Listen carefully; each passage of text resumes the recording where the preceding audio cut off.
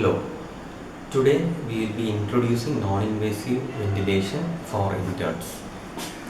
The primary function of the lung or the respiratory system is to oxygenate the blood and remove the carbon dioxide from the blood.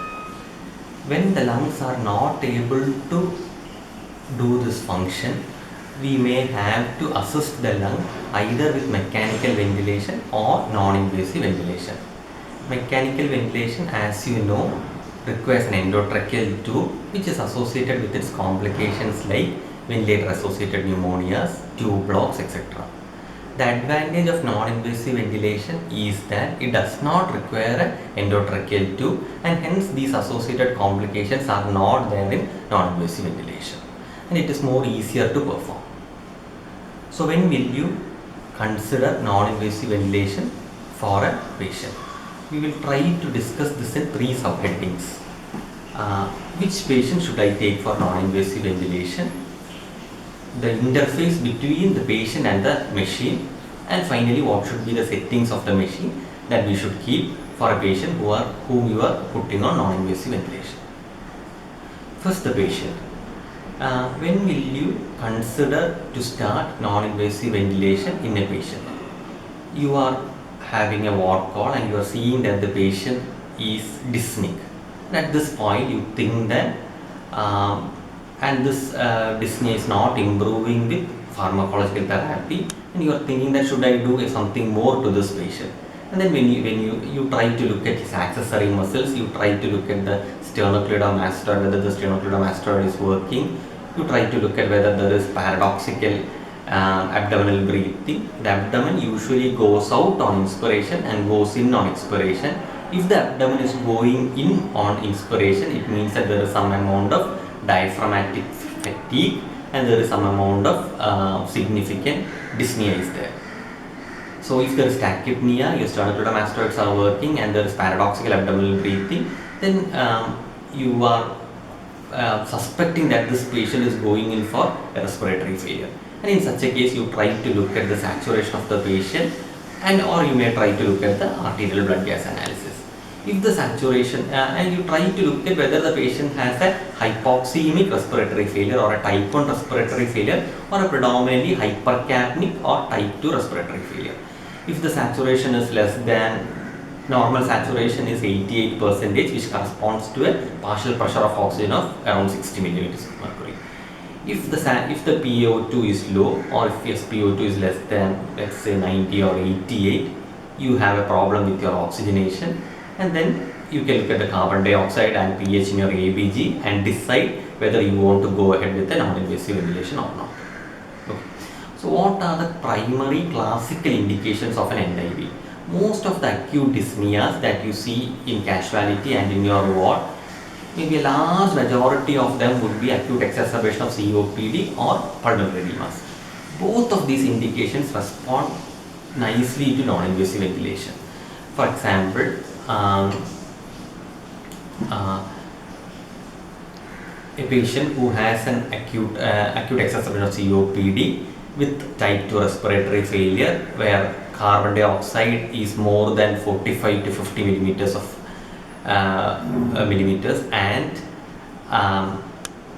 pH is less than, let's say, 7.35, then you are worried that this patient is going in for type 2 respiratory failure, and you can take this patient on non-invasive ventilation, so that you are unloading the work of the respiratory muscles, so that you are helping the diaphragm and the muscles to rest, so that the patient is able, so that you are in some way trying to help this patient. The other indication is an acute pulmonary edema, where you usually give a CPAP. You give a continuous positive airway pressure, and this CPAP, what it does is that it decreases the venous return, it decreases the preload, and the pulmonary edema beautifully improves. So these are your classical indications. Whereas there are two other conditions where we commonly use NIV, like ARDS and pneumonias. But then there is no recommendation to use non-invasive ventilation for ARDS and pneumonia. That does not mean that we will not use, but then if you are taking a patient with ARDS or pneumonia on a non-invasive ventilation, it is likely that the NIV may fail. So you should be very careful about that, and after 1 hour of putting this patient on a non-invasive ventilator, you should check the arterial blood gas and see that whether this patient is improving, whether his PF ratio has gone up more than 175, whether his carbon dioxide is falling, whether his accessory muscles and all are now not working, whether the patient has become more comfortable. If this improvement is not there in 1 hour, then if the patient is not improving, then you should probably consider taking this patient for mechanical ventilation by intubating him, or if the patient is improving, you can continue with non-invasive ventilation.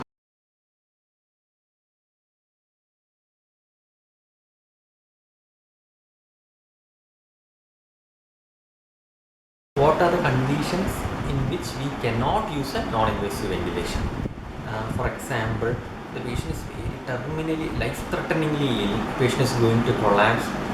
Such a patient you should never consider for non-invasive ventilation. Such a patient requires intubation and mechanical ventilation. Considering an NIV will only increase the problems.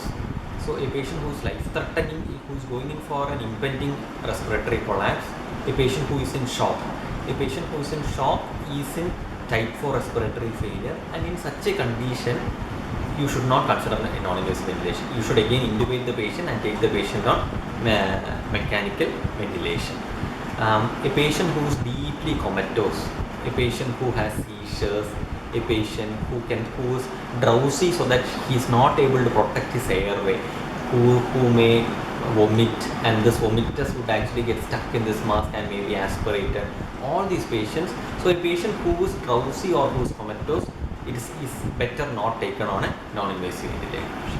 And again, if you have a facial trauma, it is better that you avoid NIV and take going for mechanical ventilation.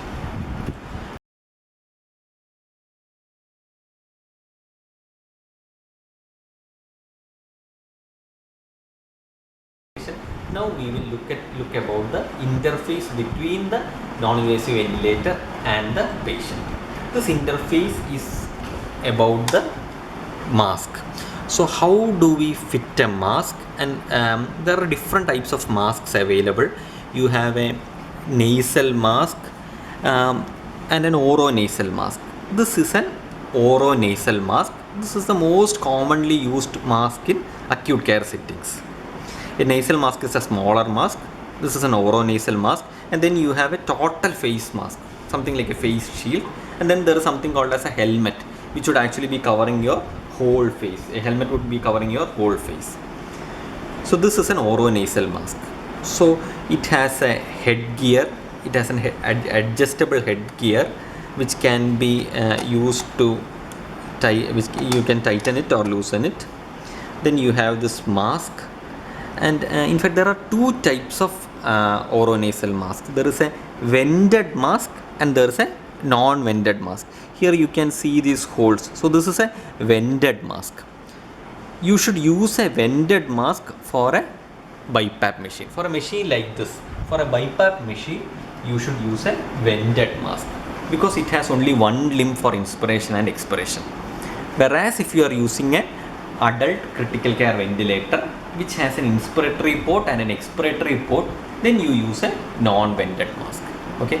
Again, in these times, in this COVID pandemic, if it is better that you do not use a non-invasive ventilation for these patients because of the increased aerosol generation associated with non-invasive ventilation. Even if you are using a non-invasive ventilator for a COVID patient, you should not use a vented mask because this will cause aerosol generation. You should rather use a non-vented mask with a HME filter and an expiratory port. Okay. So now, what are the things that you should keep in mind while keeping a mask? The most important problem with non-invasive ventilation is that there would be leaking of air from the sides of this mask and from this vent. So a leak of around 30 liter per minute is acceptable, it's normal.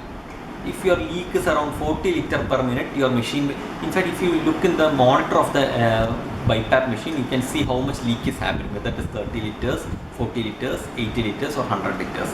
A leak of 30 liters per minute is normal. If your leak is more than 40 liters per minute, the machine will give you an alarm. If the leak is more than 60 liters per minute, you have a problem, and you have to address why you have such a large leak. So if you have a large leak, it is very common to have a large leak. So if you have a large leak, what will you look for? First, you should look for whether have I used the right size of the mask. When you look for the size of you have a small sized mask, a medium sized mask, and large sized mask. So when you are fitting the mask, the upper border of the mask should come at your nasal bridge, and the lower border should come at the lower border of the lip. It is a very common thing or error that we make is to keep the mask in such a way that the lower border comes at the chin. In such a case, the leak would be more because the air will escape through the gap between the chin and the lower border of the mask. So the ideal scenario is to use the mask from the bridge to the lower border of the lip. So you should see whether you need a medium sized mask for that or a large sized mask for that. So this is how you keep it like.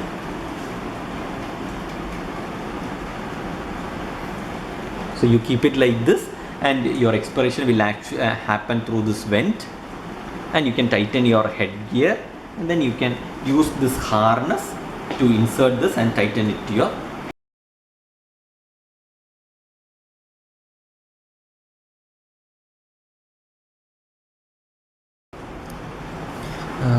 this is a commonly used non-invasive ventilation machine. It's commonly called as a BiPAP. The brand that we are using is Resmet. So how do you operate this machine? To switch on this machine, you have got a switch in the back. You have to on that, and the machine comes to life.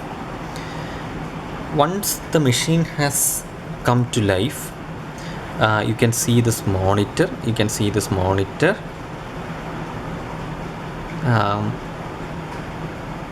So usually, because NIV machines are commonly used for chronic therapy and they are given to the patient to take home, they have a lock mode.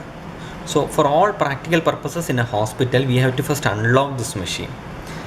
So when you send the machine with the patient to the home, you lock the machine and give it to the patient. When we use it in the hospital, we have to unlock the machine and use it. How do you unlock the machine? Now you can see this lock symbol in the screen. So to unlock it, you simultaneously press this switch and this switch. You long press this switch, so you get this screen, and you unlock it for unlimited time.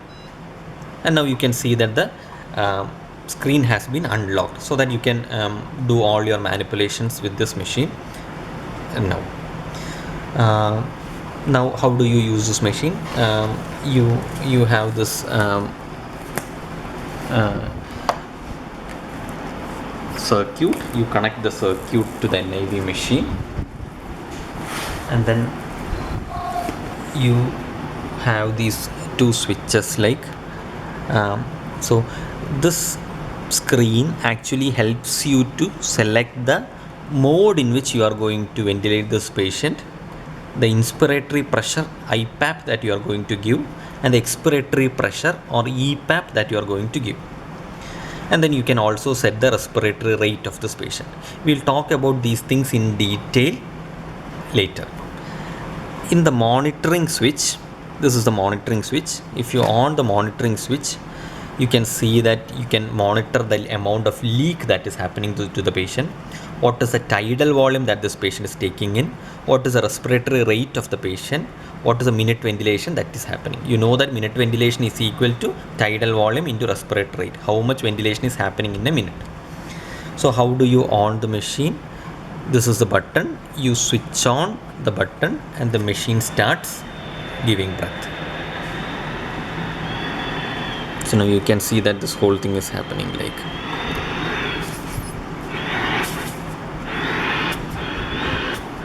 the machine is delivering air.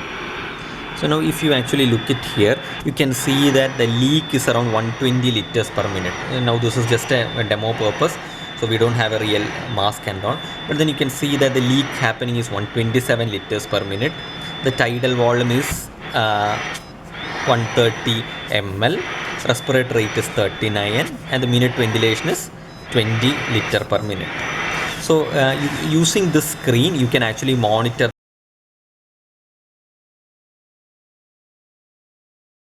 So next we will be looking at how do we start non-invasive ventilation in a patient. Make the patient comfortable and keep him seated. It is better to do non-invasive ventilation in the sitting position. And once you have non-invasive ventilation is not easy. You are pushing in a gush of air into the mouth, into the face of the patient. So it is very uncomfortable for the patient, and probably a good number of patients will not tolerate it. They will actually say that they are no more able to tolerate this mode of therapy. So unless you have a good amount of, unless you have gained the confidence of the patient, you won't be able to successfully give him NIV therapy. So how can so it's important that you give the patient some amount of control over the NIV. So rather than fitting in the straps initially, you give the mask to the patient so that the patient is able to hold it to his face.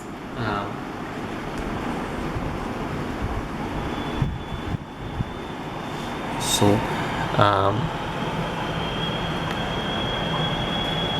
initially you have to set the mode of the patient. The most common mode that we use is CPAP, or continuous positive airway pressure. This is the most simplest mode. So here you can see that there is you only set one pressure. You set, there is no inspiratory pressure, IPAP and EPAP. There is only one pressure that you set. So the advantage of CPAP is that it is more comfortable to the patient than the other modes of non-invasive ventilation. So you set a pressure, like maybe you can start with something like a pressure of 8 centimeters of water. You put the patient on CPAP and you give it to the patient. Other modes of ventilation that you can put there are different modes like S mode, ST mode, T mode, and VAPS mode, and PAC. The most the describing about all these modes is beyond the scope of this tutorial. So for all practical purposes, you can use CPAP for pulmonary edema, and if that is not working for all other indications, you can use the ST mode. So once you have chosen the mode of the patient, we will choose ST mode for this patient. Once you have chosen the ST mode, then you have to choose the IPAP, or the inspiratory positive airway pressure. A starting pressure that you can choose for 8 centimeters of water, and a starting EPAP, the expiratory positive airway pressure, you can choose something like 4 or 5. Here we will choose 4 centimeters, and a backup rate of 14 would be fine. So once you have put the whole settings, then you can start the NIV. You keep the patient seated and you give the mask to the patient so that the patient keeps the mask over his face. If he is not comfortable with it, he can take it away, and then he can again keep it on his face. Look for the amount of leak that is happening, and then once the leak is acceptable, you strap the patient, you strap the headgear to the face of the patient, and you monitor what is happening. Look at what is the leak that is happening, how much tidal volume is being delivered, what is the minute ventilation, and titrate all these things according to your requirements. Okay.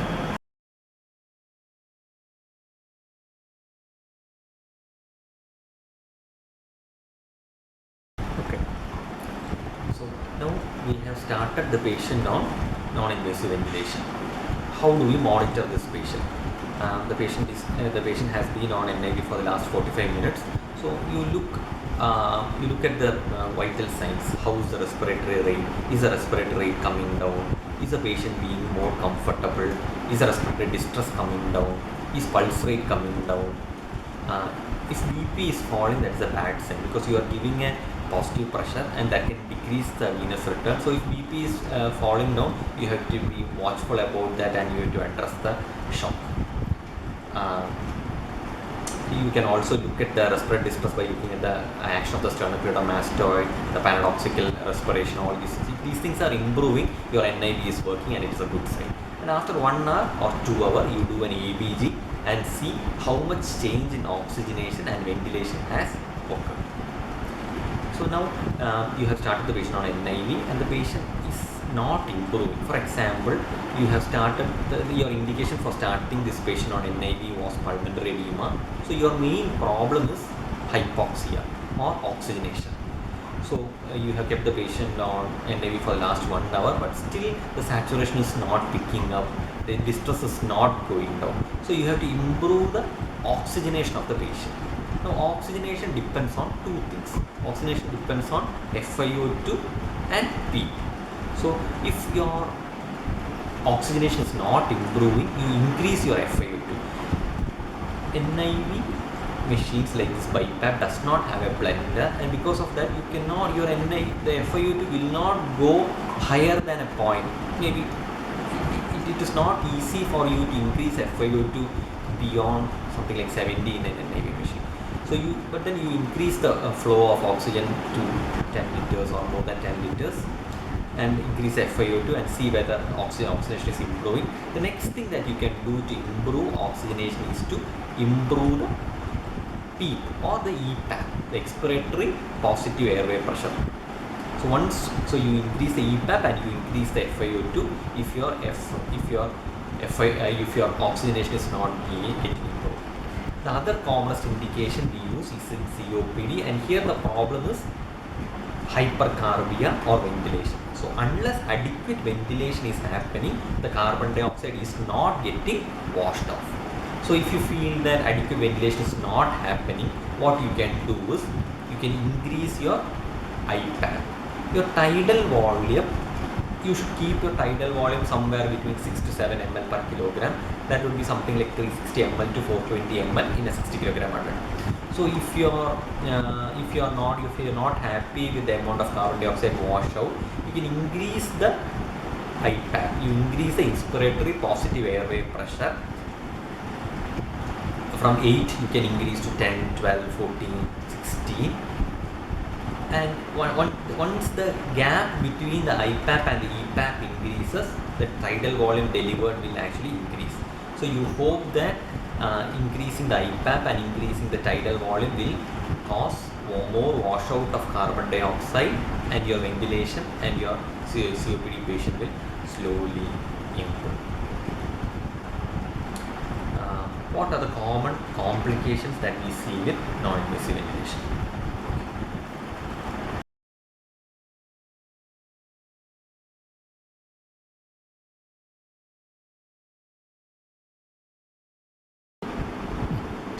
Common adverse effects or complications you see in non-invasive ventilation are there will be some amount of discomfort to the patient because of the leak happening around the mask. It can cause pressure sores over the nasal bridge. It can cause drying of the nasal and oral mucosa. The patient may vomit and aspirate, so that you should not take a drowsy patient on NIV. The pressures that you are giving can cause hypotension. The air that you are going may go into the stomach and cause abdominal distension. So these are some of the common complications that we see with non-invasive.